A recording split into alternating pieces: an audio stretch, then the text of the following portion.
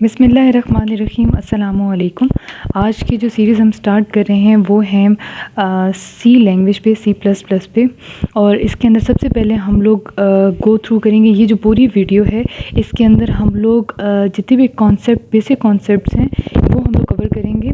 और basic concept करने का फ़ायदा क्या होगा कि बेसिक कॉन्सेप्ट में कुछ इस तरह के टर्म्स होती हैं, जिस तरह इनकैप्सुलेशन हो गई, इनहेरिटेंस हो गए, या इनके फीचर्स हो गए। इस तरह के जो कॉन्सेप्ट्स हैं वो हमें फ़र्दर आगे जब हम लोग एडवांस कॉन्सेप्ट की तरफ जाएंगे तो वो बड़े हमारे लिए फ़ायदेमंद होंगे। ठीक है जी। तो अभी हम स्टार्ट करेंगे सी प्लस प्लस का। इस पूरी वीडियो के अंदर ये थोड़ी लेंथी हो सकती है वीडियो, मैंने जो इसका कंटेंट बनाया थोड़ा सा आई थिंक वो लंबा हो जाएगा, लेकिन उसमें आप लोगों की कवर क्या क्या हो जाएगी, आप लोगों को ये पता चल जाएगा कि सी में क्या ख़ामियाँ थी जिसकी वजह से हमने सी प्लस प्लस स्टार्ट की, पहली बात। दूसरी बात ये कि सी प्लस प्लस के अंदर हमारे पास कौन कौन से फ़ीचर्स होते हैं डिफरेंट, ठीक है। और ये बहुत इंपॉर्टेंट, इसके जो फीचर्स हैं ना दोज आर वेरी इंपॉर्टेंट। तो सी प्लस प्लस के फीचर्स हो के वो हम लोग करेंगे।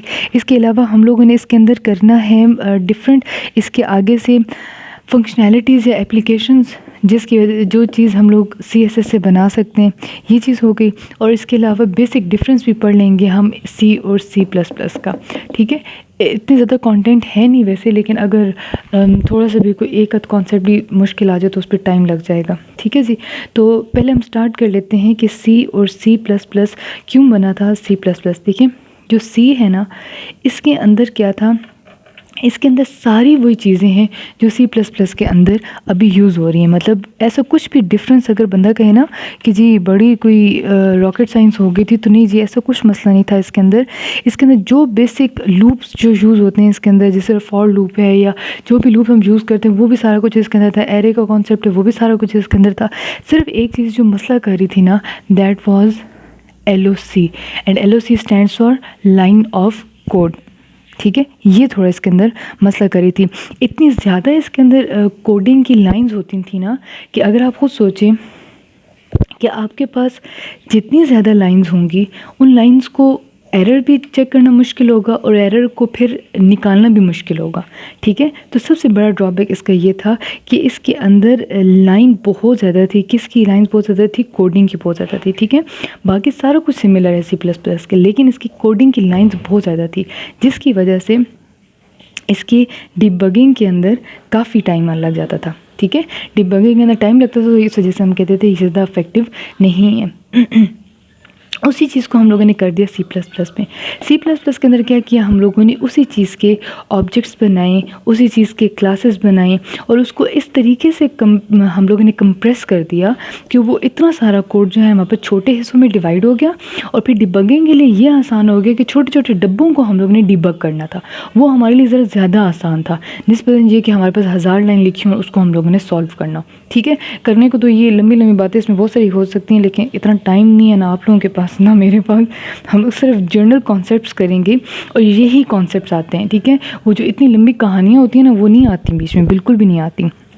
ठीक है जी, ये आपके पास हो गया कि ये क्यों बना था। ठीक है, अब एक छोटा सा कॉन्सेप्ट लेने की वैसे ज़रूरत बिल्कुल भी नहीं है, क्योंकि जो बंदे अब अप्लाई कर रहे हैं उनको तो ये चीज़ें पता ही होंगी कि प्रोग्रामिंग लैंग्वेजेस क्यों यूज़ होती हैं।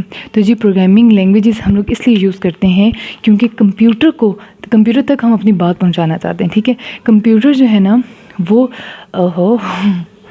कंप्यूटर जो है वो और जो हम हैं, हम आपस में जब कम्युनिकेट करना चाहते हैं ना तो हम तो अपनी ज़ुबान बोलते हैं, तो it must have to be converted in some other language that can computer understand. ठीक है, अब वो जो लैंग्वेज है that is low level language, और जो हम बोलते हैं वो हाई लेवल लैंग्वेज। एक लैंग्वेज जो ज़्यादा इंट्रोड्यूस नहीं की जाती that is medium level language. और मीडियम लेवल लैंग्वेज का मतलब ये है जिसके अंदर हम दोनों चीज़ें यूज़ करते हैं।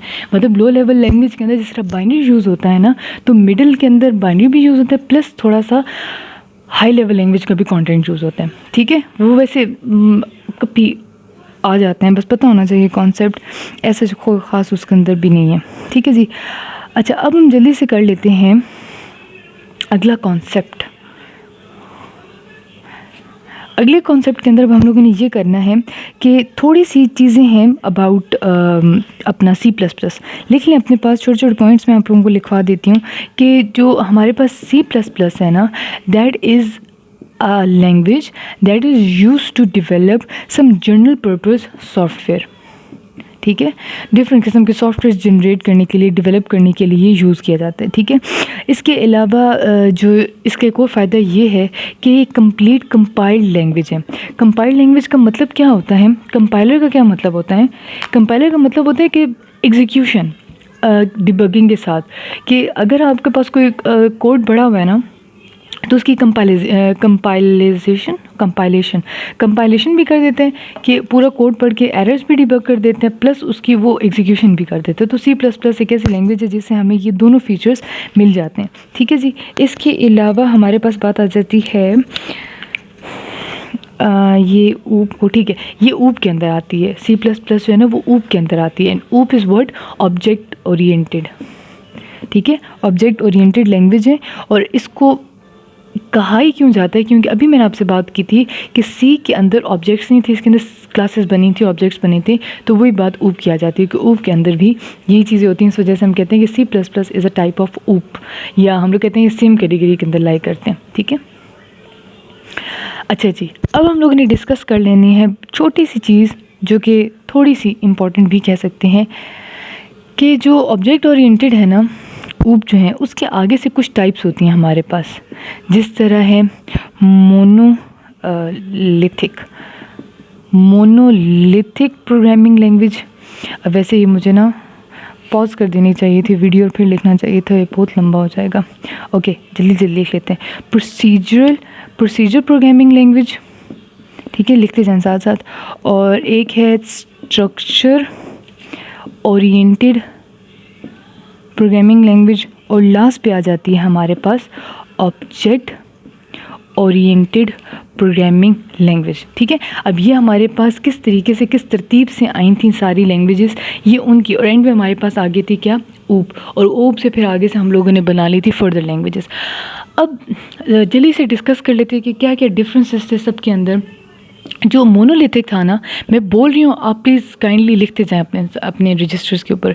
जो मोनोलिथिक था ना, उसका ये मसला था कि उसके अंदर जो डेटा था ना, दैट वाज ग्लोबल डेटा। मैं लिख देती हूँ यहाँ पे, छोटा सा लिख देती हूँ यहाँ पे। जो मोनोलिथिक था ना, उसके अंदर जो डेटा था दैट वाज ग्लोबल। ठीक है, लिख लें अपने पास, दैट डेटा वाज ग्लोबल। जिस ग्लोबल होने की वजह से डेटा की सिक्योरिटी ठीक नहीं थी। ठीक है, डेटा सिक्योर नहीं होता। ग्लोबल और लोकल का तो मतलब पता होगा ना आपको। ग्लोबल वेरिएबल वो होते हैं जो पूरे प्रोग्राम के अंदर यूज़ हो सकते हैं। लोकल वेरिएबल वो होते हैं जो छोटे हिस्से के अंदर, स्पेसिफाइड हिस्से के अंदर यूज़ हो सकते हैं। लेकिन ग्लोबल डेटा का मतलब ये था कि पूरे प्रोग्राम में कहीं भी, किसी जगह पे भी, कभी भी डेटा को कॉल किया जा सकता था। तो इस वजह से इसके अंदर सिक्योरिटी नहीं थी। एक और इसका मतलब मसला ये था कि डेटा की डुप्लीकेशन हो जाती थी, जिसकी वजह से लाइन ऑफ कोड्स अगेन ज़्यादा हो जाते थे।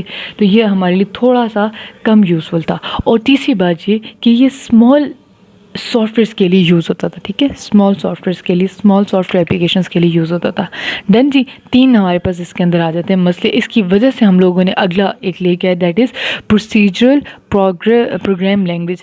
प्रोसीजर प्रोग्राम लैंग्वेज के अंदर पूरे प्रोग्राम को सब प्रोग्राम्स के अंदर डिवाइड कर लिया जाता था। ठीक है, सब प्रोग्राम्स के अंदर डिवाइड कर लिया जाता था। अब जब वो सब प्रोग्राम के अंदर डिवाइड हो जाते थे ना, तो उसके अंदर सिक्योरिटी हमें मिल जाती थी। क्यों? क्योंकि ग्लोबल डेटा नहीं हो जाता था हर प्रोग्राम के अंदर। देखें, इतना बड़ा प्रोग्राम था, उस प्रोग्राम को हमने डब्बा डब्बा बना दिया। हर डब्बे के अंदर अपना वेरिएबल होता था और अपना डेटा होता था। हर डब्बे के अंदर अपना वेरिएबल, अपना डेटा। तो जब इस तरह होता था, इसकी वजह से डेटा की सिक्योरिटी हमें अचीव हो गई थी, जो कि ऊपर हमारे लिए मसला बन रही थी। ठीक है, डेटा को सब प्रोग्राम में कन्वर्ट करने की वजह से। लेकिन फिर क्योंकि हमें इसके अंदर अगर आपसे पूछा जाए कि प्रोसीजर के अंदर आप लोगों के पास क्या चीज़ यूज़ होती है, तो प्रोसीजर के अंदर आपके पास टॉप डाउन यूज़ होता है, स्ट्रक्चर यूज़ होता है। उसके अंदर टॉप डाउन, ऊपर से जो हम लोग प्रोग्राम लिखते हैं ना, इस तरह करके प्रोग्राम लिखते हैं, तो यहाँ से स्टार्ट करता है उसको पढ़ना और निकालता जाता है, एरर्स निकालता जाता है, यहाँ से लेकर यहाँ तक पढ़ता है। टॉप डाउन प्रोसीजर के अंदर क्या होता है, टॉप डाउन होता है। ठीक है जी, अब अगली बात आ जाती है, इसको मॉड्यूलर प्रोग्रामिंग भी कहा जाता है। ठीक है, प्रोसीजर को क्या कहा जाता है, मॉड्यूलर प्रोग्रामिंग भी। अगली चीज़ आ जाती है हमारे पास स्ट्रक्चर। स्ट्रक्चर के अंदर भी हमारे पास ये यूज़ होता था सब प्रोग्राम्स का।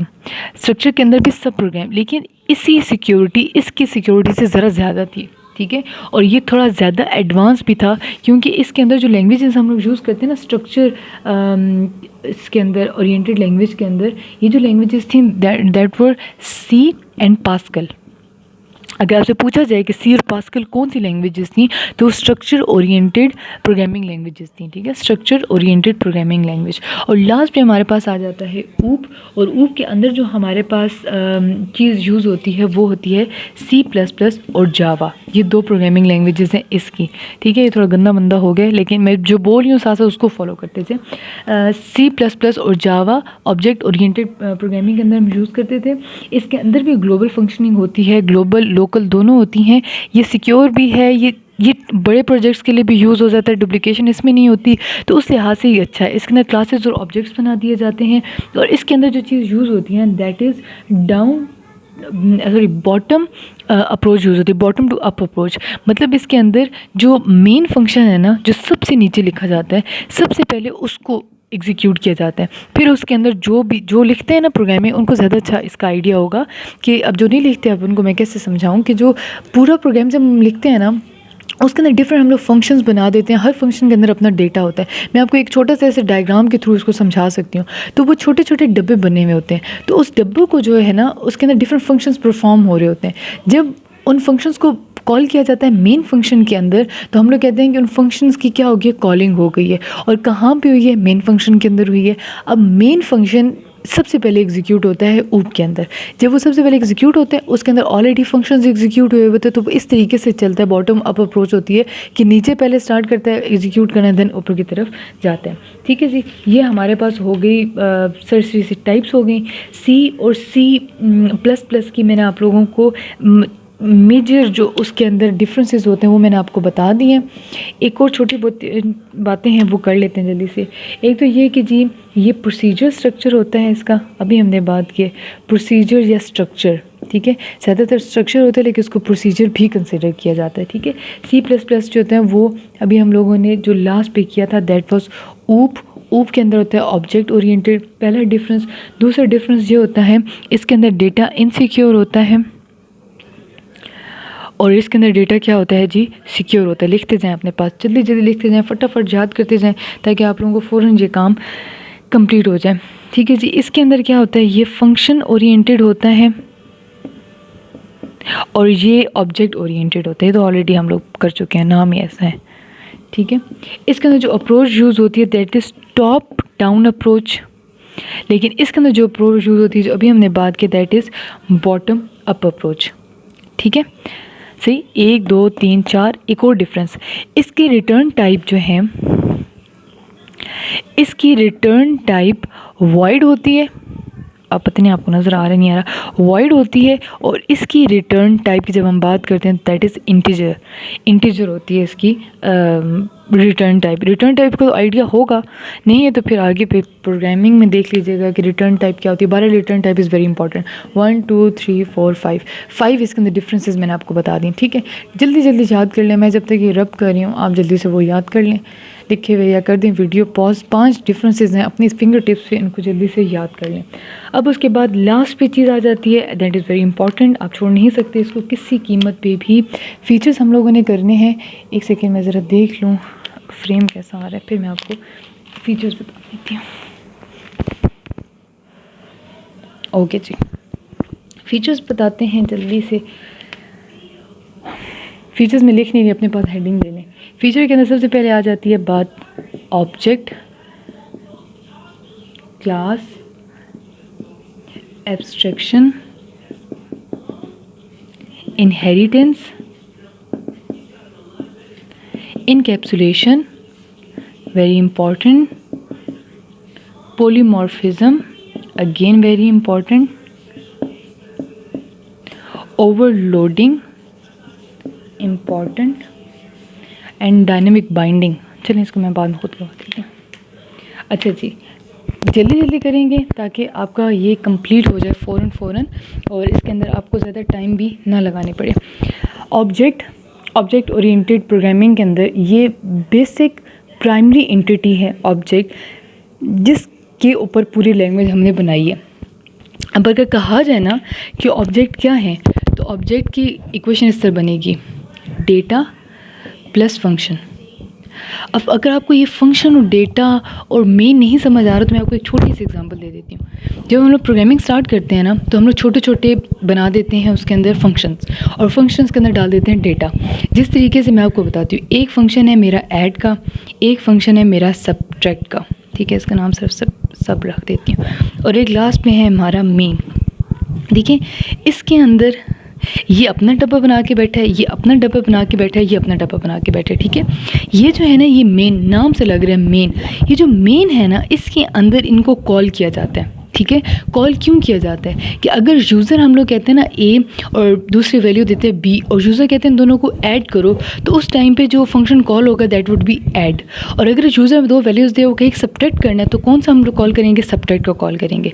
तो इस तरह की जो चीज़ होती है ना, इसको हम लोग कहते हैं कि हम लोगों ने पूरे जो था प्रोग्राम था उसको हम लोगों ने डिफरेंटली डिवाइड कर दिया। अब जब डिवाइडिंग करते हैं तो इस टाइम पे हमारे पास ऑब्जेक्ट्स और क्लासेस बन जाती हैं, ठीक है। ये अब मैंने आपको बड़ा सरसरी सा और एक जनरल सा कॉन्सेप्ट देती है जो आपको आसान कर देगा ये बातें समझाना। तो ऑब्जेक्ट जो होता है वो क्या होता है हमारे पास, डेटा प्लस फंक्शंस। जब हमारे पास बहुत सारे ऑब्जेक्ट्स इकट्ठे हो जाते हैं ना, तो हम लोग कहते हैं कि वो हमारे पास क्या बन गई है, कलेक्शन ऑफ ऑब्जेक्ट्स क्या बन गई है हमारे पास, क्लासेस, ठीक है। ये हमारे पास क्या बन गई, क्लासेस, ठीक है जी। अगली जो चीज़ है हमारे पास एब्स्ट्रैक्शन। एब्स्ट्रैक्शन का मतलब होता है hiding of data. Hiding of data का मतलब ये है कि डेटा हर किसी को नज़र नहीं आता। ऐड का डब्बा है तो ऐड का डब्बे का डेटा ऐड को ही नज़र आएगा, बाकी किसी को नज़र नहीं आएगा। इसी तरह जोन सा डब्बा जिसका है उसका डेटा उसी को नज़र आएगा, ठीक है। इनहेरिटेंस का मतलब, इनहेरिटेंस जिसे हम विरासत कहते हैं कि अब्बा जी की ट्रेड, परदादी की ट्रेड अपने अब्बा जी में ट्रेड्स आ गए और अब्बा जी के ट्रेड्स आगे से हम में आ गए, मतलब जो करेक्टरिस्टिक्स होती हैं। तो इट मीन्स कि करेक्टरिस्टिक्स का जो ट्रांसफ़र होता है ना, उसको बेसिकली हम लोग इनहेरिटेंस के साथ रिलेट करते हैं। तो इसी तरह जब हम लोग बात करते हैं प्रोग्रामिंग के अंदर, तो हम कहते हैं कि जब शेयरिंग ऑफ करेक्टरिस्टिक्स होना, शेयरिंग ऑफ करेक्टरिस्टिक्स हो बिटवीन ऑब्जेक्ट्स, बिटवीन क्लासेस, तो विल से दैट इनहेरिटेंस हो रही है यहाँ पे, ठीक है। इनकैप्सुलेशन का मतलब होता है in wrapping of data and function, data और फंक्शन को रैप कर देना। Wrapping of data and function, different तरीके होते हैं इनकी भी रैप करने के, लेकिन बस आप इतना ही याद कर लें कि आगे जब हम लोग इसकी डिटेल पढ़ेंगे तब हम इसको मज़ीद क्लेरिफाई कर लेंगे। फ़िलहाल के लिए आप डेफिनेशन के हिसाब से इसको तैयार करते जाएँ। पॉलीमॉर्फिज्म का मतलब होता है, पॉली का मतलब होता है मैनी, मॉर्फिज्म का मतलब होता है फॉर्म्स, मतलब कि एक जो ऑपरेटर या फंक्शन है ना वो डिफरेंट फॉर्म्स में हो सकता है, ठीक है।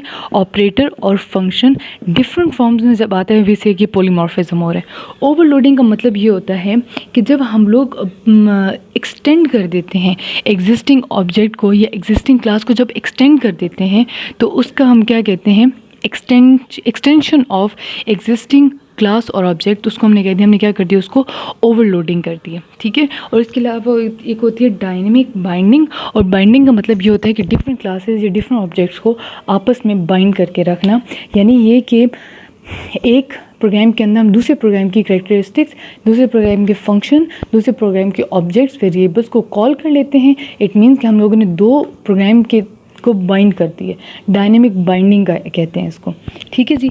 अभी के लिए दैट इज़ इनफ। इसके बाद हम लोग स्टार्ट करेंगे एक मैं लेक्चर, इंशाल्लाह अभी नहीं कल इंशाल्लाह मैं अपलोड करूँगी। उसके अंदर मैं आपको ना गिनी चुनी चीज़ें बताऊँगी जो प्रोग्रामिंग लैंग्वेज में से आती हैं, ठीक है। वो नोट्स बने हुए हैं लेकिन अभी बहुत लेट हो गए, लेकिन मैं आपको इंशाल्लाह कल वो उसकी वीडियो शूट कर दूँगी। बिल्कुल गिने चुने चीज़ें हैं जो चीज़ें आती हैं और किस तरीके से आती हैं, इंशाल्लाह हम इसको कल डिस्कस कर लेंगे। तब तक के लिए आप ये बेसिक्स कर लें, बेसिक्स क्लियर हो जाएंगे, वो चीज़ें ईजीली हो जाएंगी, ठीक है जी। अल्लाह हाफिज़।